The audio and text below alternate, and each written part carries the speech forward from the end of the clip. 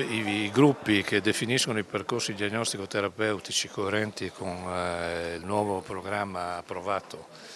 della rete oncologica regionale proseguono il loro lavoro, quindi i protagonisti sono loro, a differenza di quello che ogni tanto sentiamo parlare. L'assessore regionale Riccardo Riccardi è intervenuto al corso per la formazione dei professionisti che faranno parte della rete oncologica del Friuli Venezia Giulia. L'incontro, che ha coinvolto operatori e specialisti da tutto il territorio, è parte integrante di un percorso destinato a riorganizzare le modalità di presa in carico dei pazienti oncologici, superando modelli verticali e frammentati in favore di un approccio integrato e multidisciplinare. Il piano della rete oncologica regionale del Friuli Venezia Giulia vede in questi giorni l'avvio di una delle linee previste attraverso gli incontri di alta formazione promossi dal coordinatore Giampiero Fasola e organizzati dall'ARCS in collaborazione con SDA Bocconi e Suono e Silenzio. Tra gli obiettivi strategici del piano figura la definizione di percorsi diagnostico-terapeutici assistenziali progettati e condivisi a livello regionale e locale, dotati di indicatori di processo e di esito rilevabili e misurabili. Per ogni gruppo di patologie oncologiche vengono definiti percorsi di assistenza che saranno dedicati ai pazienti colpiti da quello specifico tumore,